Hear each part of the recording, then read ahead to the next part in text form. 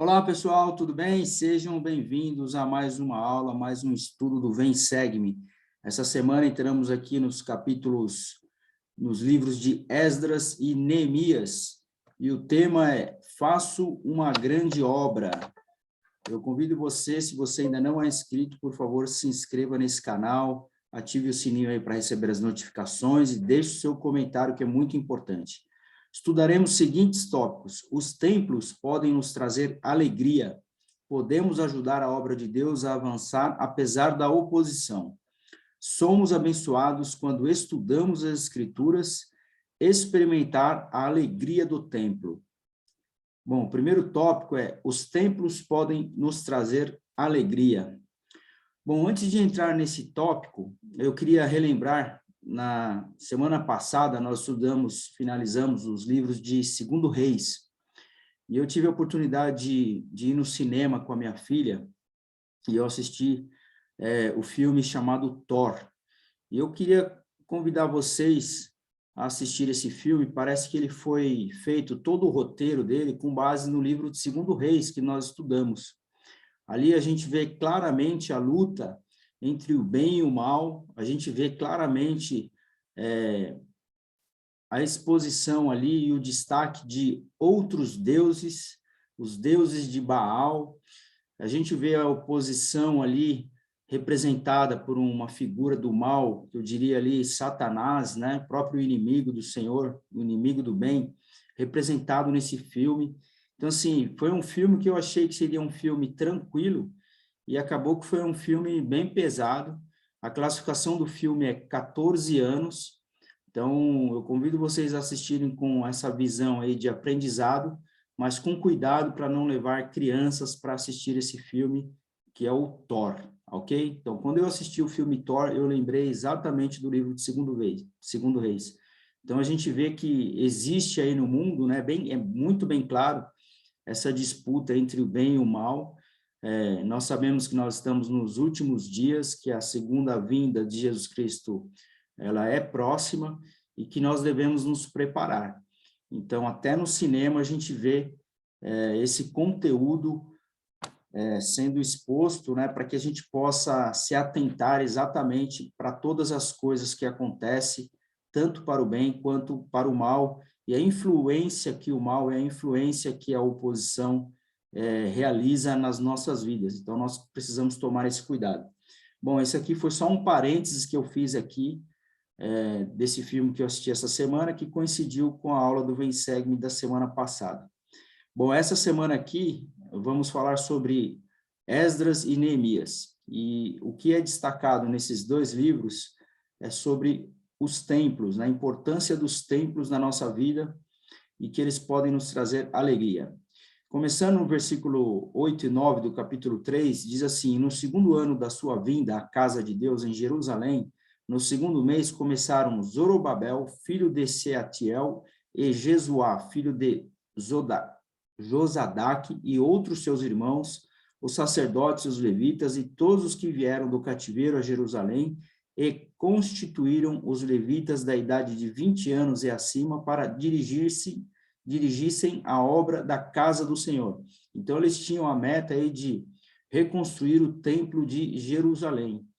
Então, se levantaram Jesuá, seus filhos e seus irmãos, Cadmiel e seus filhos e filhos de Judá, como um só homem para dirigirem os que faziam a obra na casa de Deus, com os filhos de Enadade e seus filhos e seus irmãos, os levitas. Então, eles se reuniram para que eles reconstruíssem ali o templo de Jerusalém. Quando, pois, os edificadores lançaram os alicerces do templo do Senhor, então apresentaram-se os sacerdotes, já vestidos e com trombetas. Então, aqui a gente já vê um simbolismo aqui, quando eles se apresentaram para realizar essa obra, né, da casa de Deus, lançando esses alicerces do templo, eles já estavam ali vestidos e com trombetas. A gente sabe do significado que tem, né, as vestimentas, e a trombeta, que significa proclamar o evangelho para todas as nações. E os levitas, filhos de Asaf, com saltérios, para louvarem ao Senhor conforme a instituição de Davi, rei de Israel. e cantavam alternadamente, louvando e celebrando o Senhor, porque é bom, porque a sua benignidade dura para sempre sobre Israel.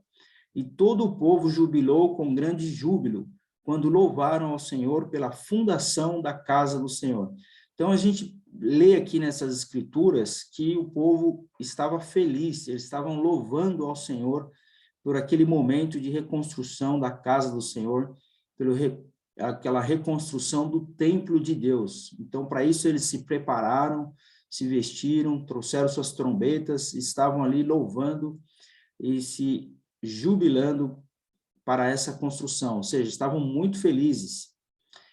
Porém, muitos dos sacerdotes e levitas e chefes dos pais, já velhos, que viram a primeira casa sobre o seu fundamento, vendo perante os seus olhos essa casa, choraram em altas vozes, mas muitos levantaram as vozes com júbilo e com alegria, de maneira que não discernia o povo as vozes do júbilo de alegria das vozes do choro do povo, porque o povo jubilava com tão grande júbilo que as vozes se ouviam de muito longe. Então, olha só a importância do templo, a reconstrução, né, a fundação ali, aquele início da reconstrução do templo de Jerusalém, o quão importante foi para aquele povo que ficou ali em estado de júbilo e estado de alegria. Então, aí do lado direito do vídeo, a gente vê uma imagem de uma família e o templo no fundo. Não existe somente nas escrituras os templos da época de Salomão, o templo de Jerusalém. Atualmente nós temos templos no mundo todo onde as famílias podem frequentar, e nós vamos falar um pouco mais disso mais para frente. Ele continua, e os filhos de Israel, os sacerdotes, os levitas e o restante dos filhos do cativeiro fizeram a consagração dessa casa de Israel com alegria e celebraram a festa dos pães ázimos por 7 dias com alegria, porque o Senhor os tinha alegrado e tinha mudado o coração do rei da Assíria a favor deles. Olha só, lembramos que os assírios e o rei da Síria fazia de tudo para ser oposição. Mas aí a gente aprende que o Senhor mudou o coração do rei da Síria a favor do povo, dos israelitas ali que estavam reconstruindo o templo de Jerusalém, liderados por Esdras, para lhes fortalecer as mãos na obra da casa de Deus, o Deus de Israel. Então, mais uma vez, eles celebrando, comemorando, né, através dessa festa dos pães ázimos. Durou aí 7 dias, toda essa alegria do povo. E no versículo 10 do capítulo 7, eu achei bem interessante essa escritura que diz assim, por que isso tudo aconteceu, né? Porque Esdras tinha preparado o seu coração para buscar a lei do Senhor e para cumpri-la, e para ensinar em Israel os seus estatutos e seus decretos. Então, olha só, um grande ensinamento aí para cada um de nós, né? Esse exemplo de Esdras que a gente pode aplicar na nossa vida. Primeiro, o que Esdras fez? Ele se preparou, ele preparou o seu coração para buscar a lei do Senhor. Então, você busca a lei do Senhor aonde?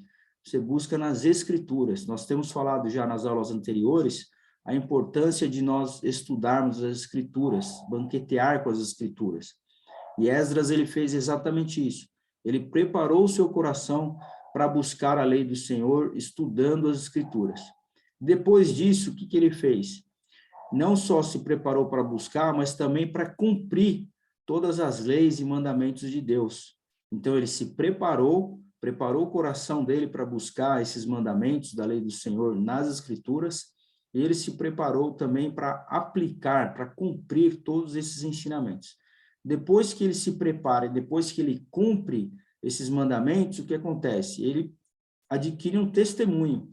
Depois que ele adquire um testemunho sobre tudo isso, ele está preparado para ensinar.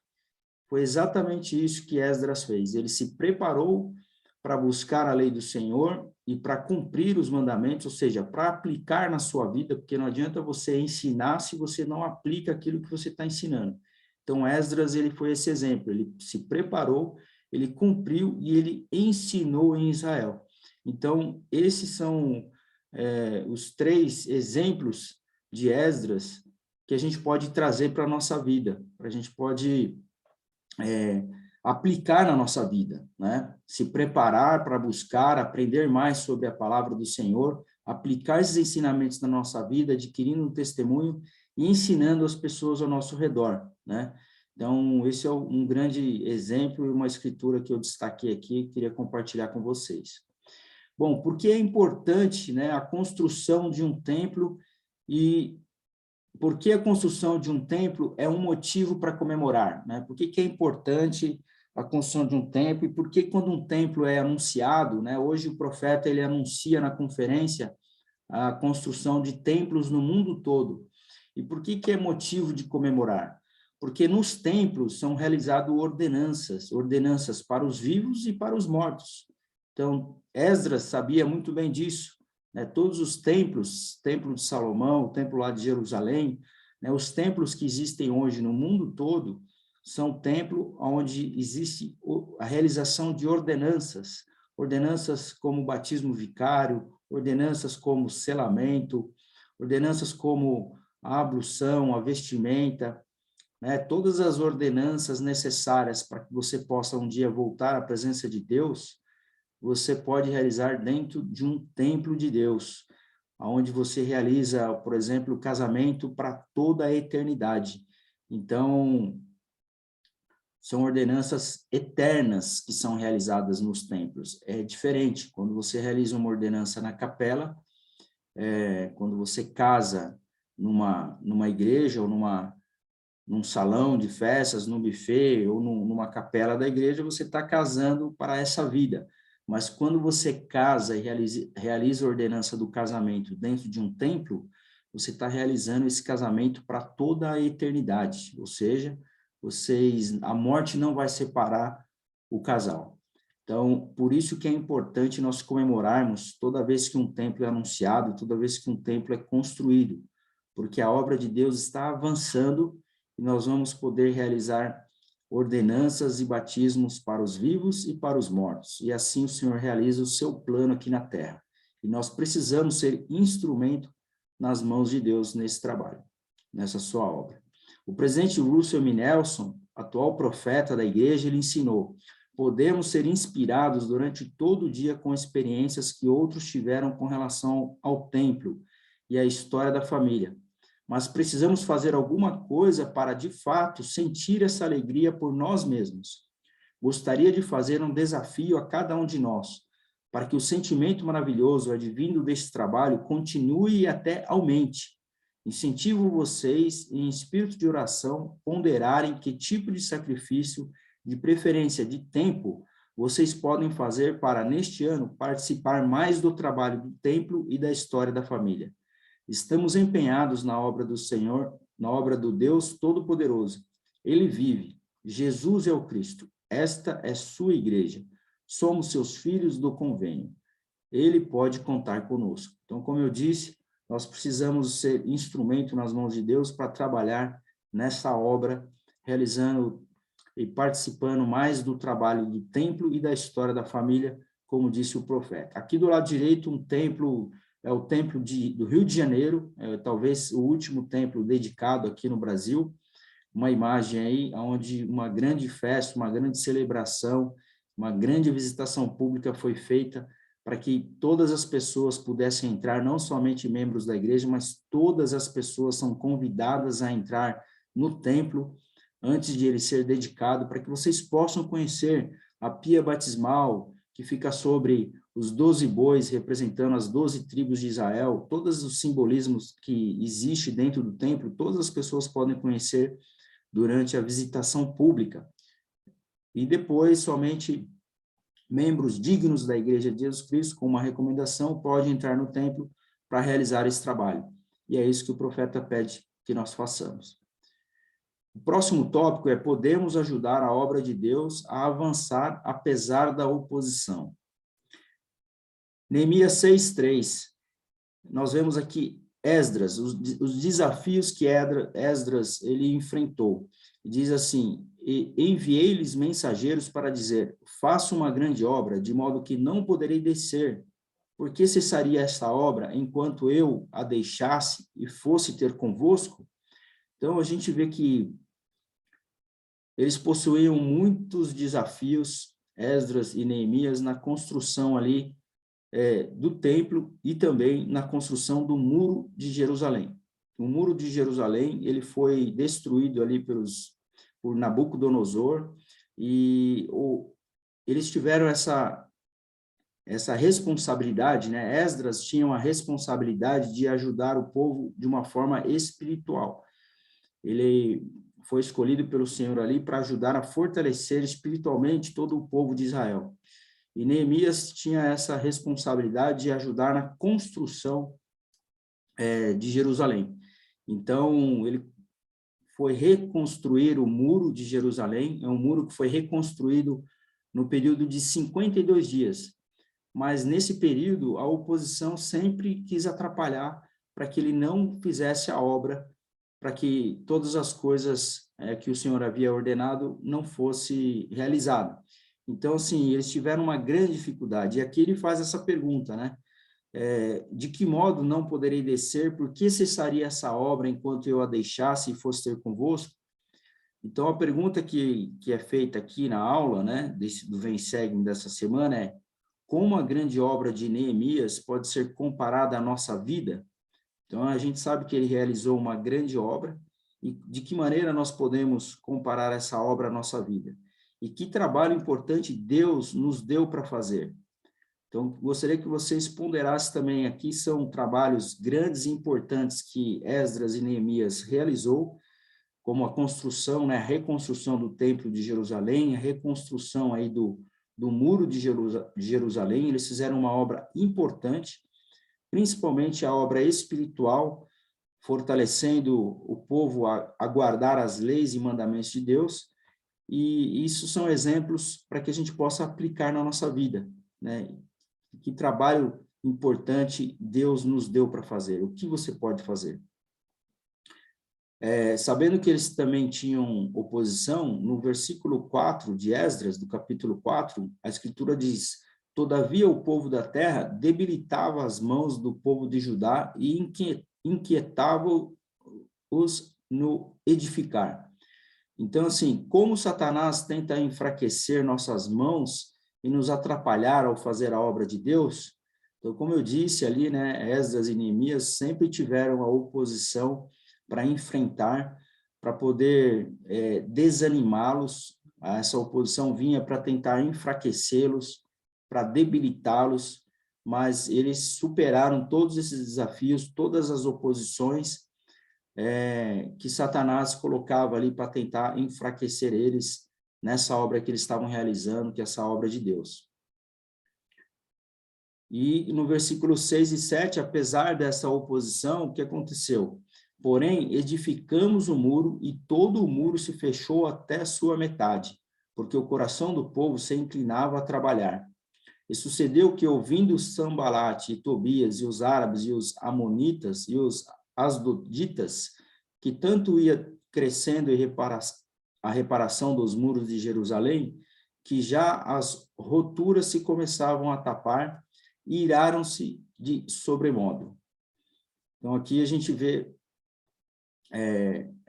a ira, né, que eles estavam ali sentindo, vendo que todo o objetivo da obra de Deus ali estavam acontecendo e que a oposição não estava tendo sucesso. E ligaram-se entre si todos para irem guerrear contra Jerusalém e para os desviarem de seu intento. Então, olha só, né, eles estavam ali realmente com o objetivo de desviar o propósito ali da reconstrução do muro e do templo de Jerusalém. Porém, nós oramos ao nosso Deus e pusemos uma guarda contra eles, de dia e de noite por causa deles. Então, uma das maneiras que nós aprendemos aqui, nessa escritura, que quando nós recebemos todas essas oposições e desafios, né, com o objetivo de desviar a nossa vida, a nossa família do caminho de Deus, o que a gente precisa fazer é orar ao nosso Deus. Foi o que eles fizeram. Eles oraram para Deus para que eles pudessem continuar realizando esse trabalho. É exatamente isso que a gente aprende aqui nesse quadro. quais foram os desafios e as dificuldades que Zorobabel enfrentou e quais são esses desafios e as dificuldades que nos impedem de frequentar o templo hoje, né? Então, aqui eu fiz um comparativo, nós vemos na Escritura, no versículo 2 e 3, Sambalat e Gesem mandaram dizer-me, vem e congreguemo-nos juntamente nas aldeias, no vale de Ono. Porém, intentavam fazer-me mal, e enviei-lhes mensageiros para dizer, faço uma grande obra, de modo que não poderei cessar, porque cessaria essa obra enquanto eu a deixasse e fosse ter convosco? Então, aqui a gente vê, como eu já disse antes, né, a oposição que eles estavam enfrentando. E nós, atualmente, também enfrentamos essa oposição na nossa vida. E a pergunta que é feita aqui é, nossas dificuldades e nossos adversários que nos impedem de frequentar o templo, quais são essas dificuldades? Quais são os nossos adversários atualmente que nos impedem de frequentar o templo? Porque o templo, muitos que construíram, né, assim como Neemias e Esdras, que reconstruíram o templo de Jerusalém, eles enfrentaram muitas dificuldades. Talvez os engenheiros, os construtores também enfrentem dificuldades na construção dos templos atuais. Eu sei que são muitas dificuldades que a igreja encontra para poder construir um templo hoje, que também não é fácil. A oposição, ela trabalha aí para tentar atrapalhar essa obra de Deus, não só antigamente, mas hoje também. Mas a pergunta que fica para cada um de nós, que nós não construímos, nós só precisamos ser dignos de frequentar o templo. E aí o que acontece? O adversário dessa obra, né, ele vem tentar impedir com que nós frequentemos o templo. Então, uma das coisas que pode ser é que você pode não estar guardando os mandamentos de Deus, você pode estar tendo dificuldade com a palavra de sabedoria, ou seja, você continua bebendo álcool, você continua fumando, porque esses são dois critérios que você não pode estar realizando na sua vida se você quer entrar no templo de Deus. Então, pode ser uma dificuldade e o adversário pode estar te impedindo a sair desse vício, né? O vício do álcool, o vício do cigarro, ou qualquer outro tipo de vício pode te impedir de frequentar o templo. Você deixar de ser um dizimista, porque esse é um mandamento de você devolver para Deus pelo menos 10% daquilo que ele te dá. Quando você não é um dizimista, também você não se torna digno de poder frequentar o templo. Quando você é desonesto ao tratar com seu semelhante, você também não é digno de frequentar o templo. Então, são muitas as coisas que o adversário faz com que te impede de frequentar o templo. Às vezes você fala, não, hoje eu não vou porque está muito trânsito, ou eu estou muito cansado, eu cheguei do trabalho, ou eu tenho que trabalhar, eu tenho que viajar, né? Eu tenho que fazer tantas coisas e você acaba criando muitas dificuldades e assim o adversário vai te conduzindo lentamente para que você deixe de ir para a igreja, deixe de frequentar o templo. Então, é esse cuidado que nós devemos ter. O presidente Dieter F. Uchtdorf, ele disse, com destemor, Neemias não deixou que a resistência o distraísse. Em vez disso, ele organizou seus recursos e mão de obra e prosseguiu reconstruindo a cidade, porque o coração do povo se inclinava a trabalhar. Então, olha só, diante dessas dificuldades que nós enfrentamos na nossa vida, né, que nos impede de repente, frequentar o templo ou voltar para a igreja, a gente vê o exemplo de Neemias aqui, que não deixou com que a resistência o distraísse. Então, nós que possamos seguir esse exemplo de Neemias. E, para finalizar, o último tópico, convido você a ficar aqui até o final, estamos acabando. Somos abençoados quando estudamos as Escrituras, né? Assim como Esdras estudou as Escrituras, nós podemos fazer isso também. E chegado o 7º mês, estando os filhos de Israel nas suas cidades, todo o povo se ajuntou com um só homem na praça diante da porta das águas e disseram a Esdras, o escriba, que trouxesse o livro da lei de Moisés, que o Senhor tinha ordenado a Israel. E leu nele diante da praça que está diante da porta das águas, desde a alva até o meio-dia, perante homens e mulheres e os que podiam entender, e os ouvidos de todo o povo estavam atentos ao livro da lei. Então, essa escritura, no Esdras 8, de 1 e 3 aqui, fala justamente sobre a reunião que eles fizeram, todo o povo ali, para ler as Escrituras, os ensinamentos, a lei do Senhor está aí, olha. A gente só precisa ler. Tem a Escritura que diz que ninguém será salvo em ignorância. Por quê? Porque as Escrituras estão aí ensinando tudo. E no 5 e 6, e Esdras abriu o livro perante os olhos de todo o povo, porque estava acima de todo o povo. Abrindo ele, todo o povo se pôs em pé. E Esdras louvou ao Senhor, o grande Deus, e todo o povo respondeu, amém, amém, levantando as mãos. E inclinaram-se e adoraram ao Senhor com os rostos em terra. E leram o livro na lei de Deus, claramente explicando o sentido. Faziam que, lendo se entendesse. E Neemias, que era o governador, e o sacerdote Esdras, o escriba, e os levitas que ensinavam ao povo, disseram a todo o povo, este dia é consagrado ao Senhor vosso Deus, pelo que não vos lamenteis, nem choreis, porque todo o povo chorava, ouvindo as palavras da lei. Então, eles chegaram a chorar só de ouvir as palavras da lei. Bom, finalizamos aqui, espero que você tenha gostado aí, é um livro desse Esdras e Neemias, que eu diria que são, irmãos gêmeos aí, um livro que foi compilado. Espero que você tenha aprendido, que você possa aplicar todos esses ensinamentos na sua vida, que você possa frequentar o templo, saber da importância do templo, que existem templos atuais hoje no mundo, assim como existia na época do Velho Testamento, onde são realizadas ordenanças para os vivos e para os mortos. Na próxima aula, nós vamos entrar no livro de Esther, para tal tempo como este chegaste. Estudaremos os tópicos. O Senhor coloca em situações em que podemos abençoar outras pessoas, o jejum demonstra nossa dependência do Senhor, fazer a coisa certa geralmente requer muita coragem, a mão de Deus. Então, eu convido você a compartilhar essa mensagem, deixe aqui o seu comentário, e se você não é membro da igreja, clique aqui no link abaixo para você saber mais a respeito. Muito obrigado a todos, um forte abraço, até a semana que vem.